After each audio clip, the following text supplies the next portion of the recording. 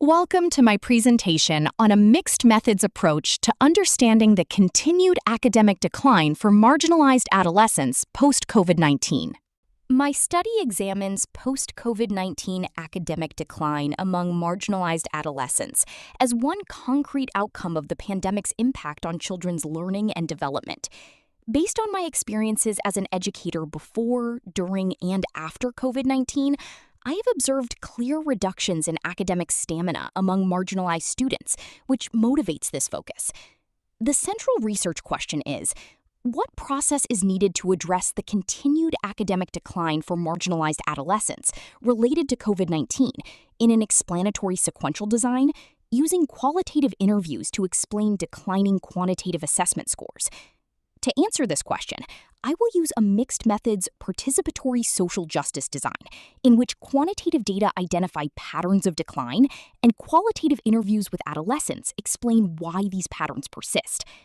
Grounded in a transformative worldview that is political, power and justice-oriented, collaborative, and change-focused, the study will explore how pandemic-related responsibilities shaped adolescents' post-pandemic academic trajectories and will work towards sustainable, equity-oriented solutions. The significance of this study lies in its potential to explain and address the disproportionate and persistent post-COVID-19 academic decline experienced by marginalized adolescents, a group shown to have sustained the greatest and most enduring learning loss.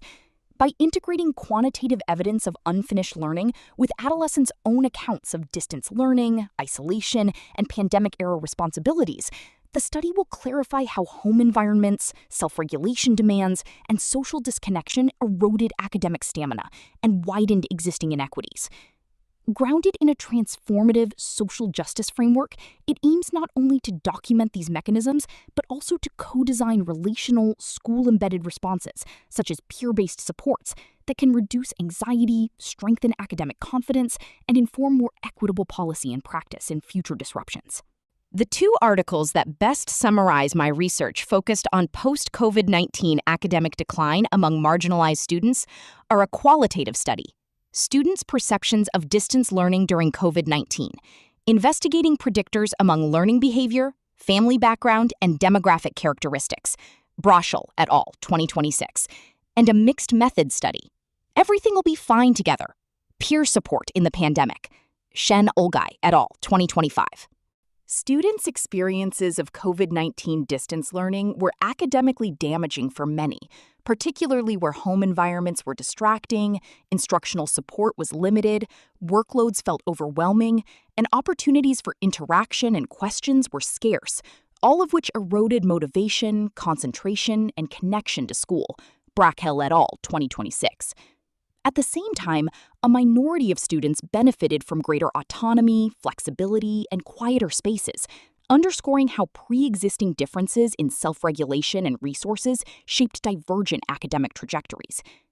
Shen Olgai et al., 2025, demonstrate that a structured peer support program for isolated university students significantly reduced pandemic-related anxiety and stigma, and qualitatively helped students manage illness-related stress and academic worries through emotional, informational, and study-focused support.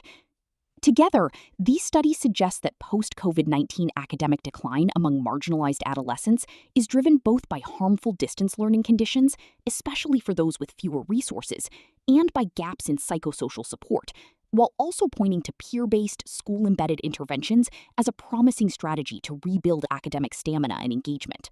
The study will use a transformative mixed methods approach with an explanatory sequential design to investigate how to address continued post-COVID-19 academic decline among marginalized adolescents.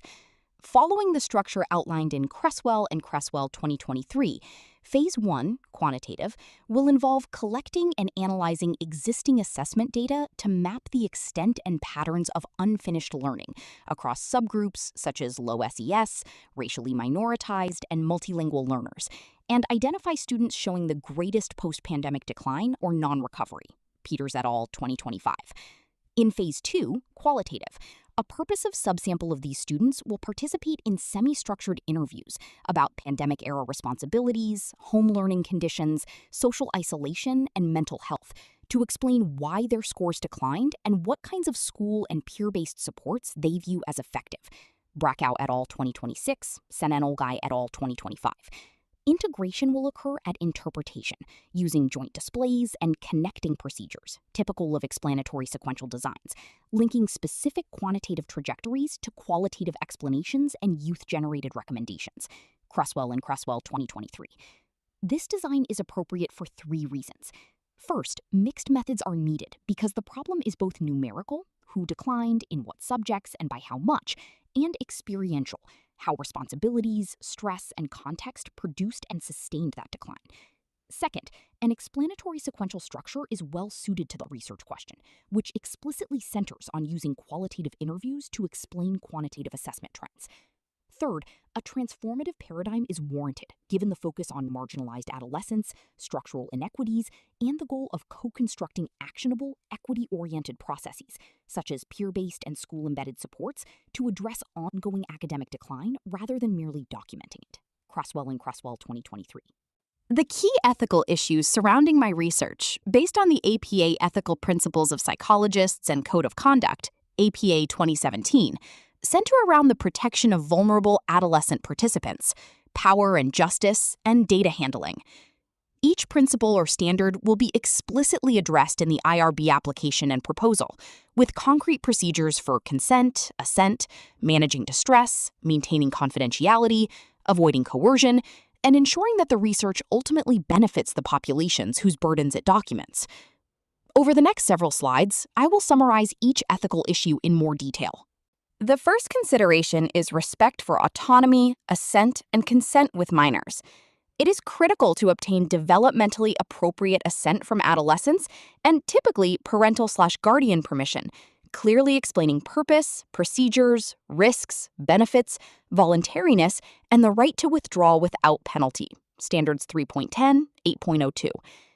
Because the sample is marginalized youth, I will need to watch for situations where parental consent could increase risk, for example, disclosing sensitive issues, and work with the IRB on any justified waivers or alternative protections, consistent with APA's resolution on mature minors in research.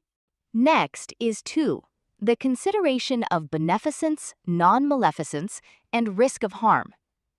Discussing academic failure, discrimination, family financial stress, or pandemic responsibilities may evoke distress, shame, or re-traumatization. Therefore, it is critical to minimize risk, monitor distress, and have clear procedures for pausing interviews, providing support, and referring students to school or community resources.